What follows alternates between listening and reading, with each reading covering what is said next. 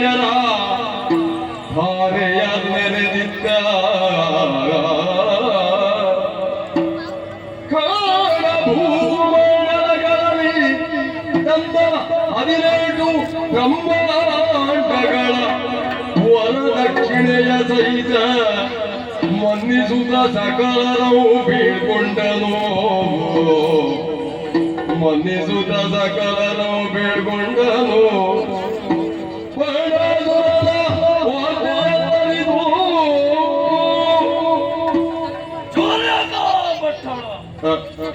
ಇದರ ಸಿದ್ಧಿ ಪ್ರಸಿದ್ಧಿಯನ್ನು ಕೇಳಿ ತಿಳಿದಿರುವಂತಹ ತಾರಕಾದಿ ಮುಖ್ಯರೆಲ್ಲ ನನ್ನ ಸನಿಹಕ್ಕೆ ಬಂದರಲ್ಲ, ನನ್ನನ್ನೊಳಗೊಂಡರಲ್ಲ.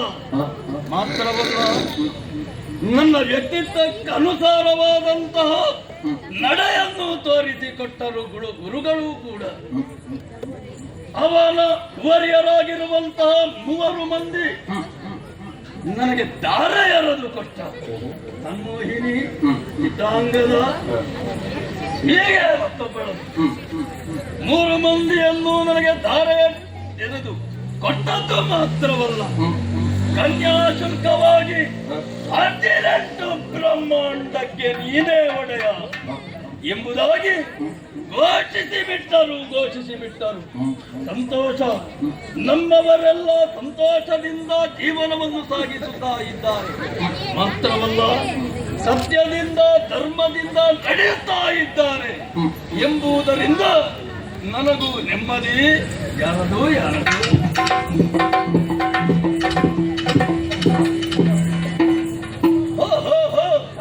ನಮ್ಮ ಸುರವೀರರು, ಮಂತ್ರಿಗಳು, ಸೇನಾಧಿಪತಿಗಳು ಅಂತಃಪುರಕ್ಕೆ ಬಂದಿದ್ದೀರಿ. ಏನಾಗಬೇಕು ನನಗೆ?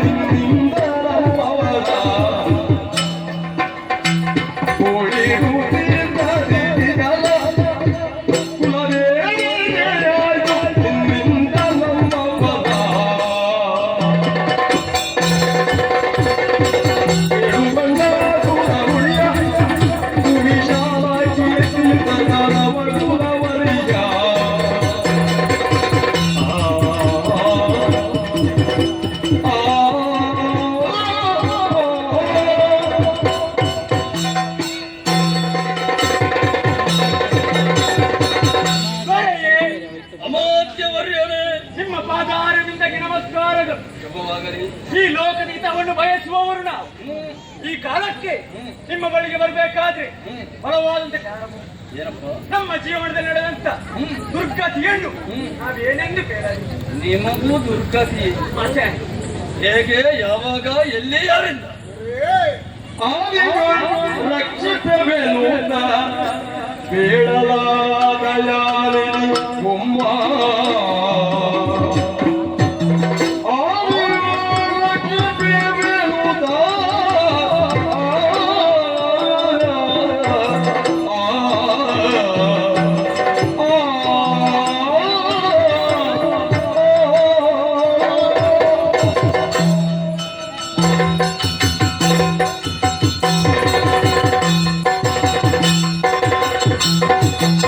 Oh,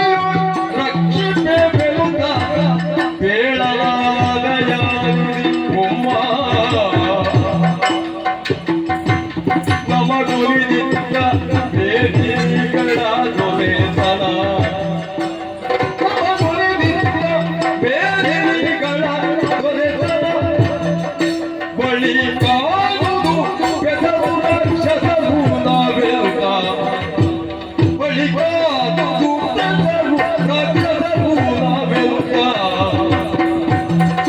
ಏಳು ಬಂಡಾಸುರ ನುಡಿಯಾಗ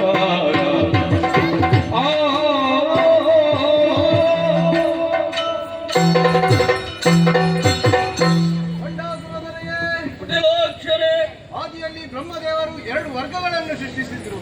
ಮೊದಲನೆಯ ವರ್ಗವಾಗಿ ಸ್ವಯಂ ರಕ್ಷಾಮಯ ಅಂತ ಹೇಳಿದ್ರು. ಅಂದರೆ ನೀವು ರಾಕ್ಷಸರು ಎಂಬುದಾಗಿ. ರಾಕ್ಷಸರು ಎಂದರೆ ಭೂಮಿಯನ್ನು ರಕ್ಷಣೆ ಮಾಡಿಕೊಂಡು ಬರುವವರು ಎಂಬುದಾಗಿ. ಇನ್ನೊಂದು ವರ್ಗವನ್ನು ಸೃಷ್ಟಿಸಿದ್ರು. ಸ್ವಯಂ ಭಕ್ಷಾಮಯ ಅಂತ ಹೇಳಿದ್ರು. ಸ್ವಯಂ ಭಕ್ಷಾಮಯ ಅಂತ ಹೇಳಿದ ವರ್ಗದವರನ್ನು ದೇವತೆಗಳು ಎಂದು ಹೇಳಿದ್ರು. ನಾವು ಭೂಮಿಯನ್ನು ರಕ್ಷಣೆ ಮಾಡಿಕೊಂಡು ಬರುತ್ತಾ ಇದ್ದೇವೆ. ಆದರೆ ದೇವತೆಗಳ ಶಕ್ತಿ ದಿನದಿಂದ ದಿನಕ್ಕೆ ಹೆಚ್ಚಾಗುತ್ತಾ ಹೋಯಿತು. ಇದಕ್ಕೆಲ್ಲ ಕಾರಣ ಆ ಹರಿ. ಏನು ಮಾಡಿದ? ಕಟಲ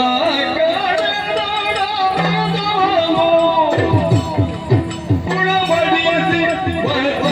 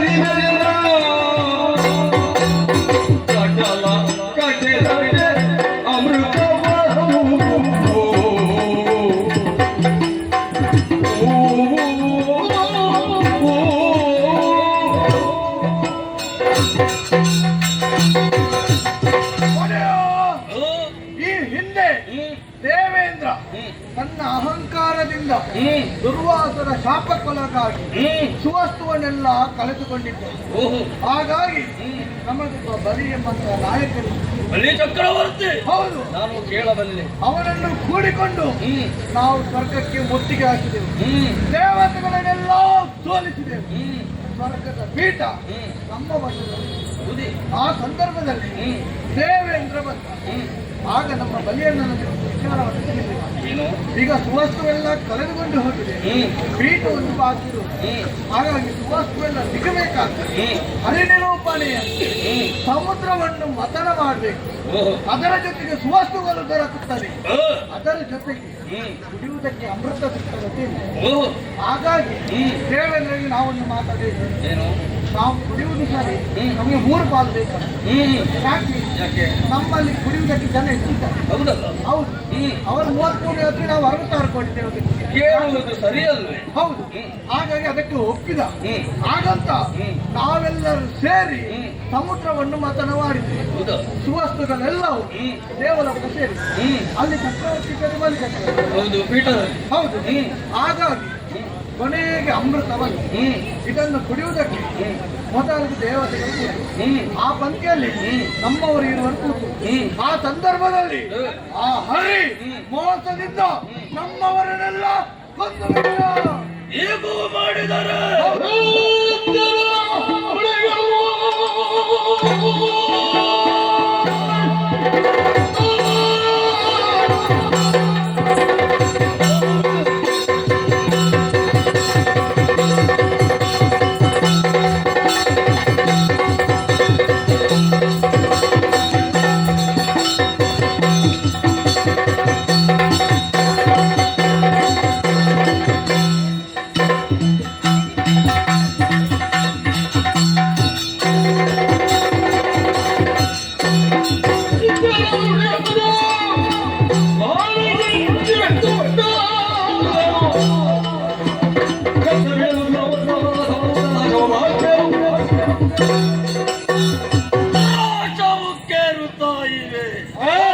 ಭಕ್ಷಿಸುವುದಕ್ಕೆಂದೇ ಇದ್ದವರಿಗೆ ಅಧಿಕಾರ ದೊರಕುತ್ತದೆ. ರಕ್ಷಿಸುವಂತಹ ನಿಮಗೆ ಯಾವುದೂ ದೊರಕುವುದಿಲ್ಲ. ಮಾತ್ರವಲ್ಲ, ಆ ದೇವೇಂದ್ರನ ಅಹಂಕಾರಕ್ಕೆ ಇದ್ದ ಸಕಲ ಸುವಸ್ತುಗಳು ಸಮುದ್ರ ಪಾಲಾಗುತ್ತದೆ. ಪಡೆಯುವಲ್ಲಿ ನಿಮ್ಮ ಪರಿಶ್ರಮ, ನಿಮ್ಮ ಕಷ್ಟ ಹೇಳ ತೀರದು. ಆದರೂ ನಿಮಗೆ ಸರಿಯಾದಂತಹ ಮಾನ್ಯತೆ ಸಿಕ್ಕಲಿಲ್ಲ, ಗೌರವ ಸಿಕ್ಕಲಿಲ್ಲ. ಅಲ್ಲಿರುವಂತಹ ಯಾವ ಸುವಸ್ತುಗಳು ಕೂಡ ನಿಮಗೆ ತಕ್ಕದೆ ಹೋಗುವುದಕ್ಕೆ ಕಾರಣ ಆ ದೇವತೆಗಳ ಕುತಂತ್ರ. ಅದು ಮಾತ್ರವಲ್ಲ, ಹರಿಯ ತಂತ್ರ. ಕೇವಲ ಅಮೃತ ದೇವತೆಗಳಿಗೆ ಕೊಡಲ್ಪಟ್ಟಿದ್ದಾನೆ ಅಂತಾದ್ರೆ ನಿಮ್ಮನ್ನು ಕಡೆಗಣಿಸುತ್ತಾ ಇದ್ದಾನೆ. ನಿಮ್ಮ ಸರ್ವನಾಶಕ್ಕಾಗಿ ದೇವತೆಗಳು ಹಾತೊರೆಯುತ್ತಿರುವಂತೆ ಅದಕ್ಕೆ ಸರಿಯಾದಂತಹ ಬೆಂಬಲ ಹರಿಯು ಕೊಡುತ್ತಾನೆ. ಹಾಗಾದರೆ ಅವರು ಸುಮನಸ್ಕರು ಎಂಬುದು ಸುಳ್ಳೇ ಆಗುತ್ತದೆ. ಯಾವ ಮನಸ್ಸು ಶುದ್ಧತೆ ಇಲ್ಲ, ಕಲ್ಮಶದಿಂದಲೇ ಕೂಡಿದೆ. ಯಾವ ದೈತ್ಯರಿಗೆ ದಾನವರಿಗೆ ತೊಂದರೆಯನ್ನುಂಟು ಮಾಡುತ್ತಾರೋ ಅಲ್ಲ ಉತ್ಕರ್ಷ ಹೊಂದಕೂಡದು ಎಂಬುದಾಗಿ ಅವರು ನಡೆದುಕೊಳ್ಳುತ್ತಾರೆ ಅಂತಾದ್ರೆ ಇದನ್ನು ಕೇಳಲೇಬೇಕು, ಪ್ರತಿಭಟಿಸಲೇಬೇಕು. ಹಿಂದೆ ಆದವರಿಗೆ ಅನ್ಯಾಯ, ಅದಕ್ಕೆ ಸರಿಯಾಗಿ ಅವರು ಶಿಕ್ಷೆಯನ್ನು ಅನುಭವಿಸಬೇಕು. ಹಾಗಾದ್ರೆ ಇನ್ನು ತಡ ಮಾಡುವುದು ಯಾಕೆ? ಈಗಿಂದೀಗಲೇ ಸ್ವರ್ಗವನ್ನೇರಬೇಕು. ಆ ಸುಮನಸರಲ್ಲಿ ಕೇಳುವ, ಕೊಡದೆ ಹೋದರೆ ಅವರ ಬೆನ್ನಿಗೆ 4 ಬಿರುದಾದರೂ ಹೊಡೆದಾದರೂ ಆ ಅಧಿಕಾರವನ್ನು ನಾನು ಸಂಪಾದನೆ ಮಾಡಿಕೊಳ್ಳುತ್ತೇನೆ. ನಿಮಗೂ ಸಂತೋಷವನ್ನು ಉಂಟು ಮಾಡುವುದಕ್ಕಾಗಿ ಸ್ವರ್ಗವನ್ನೇ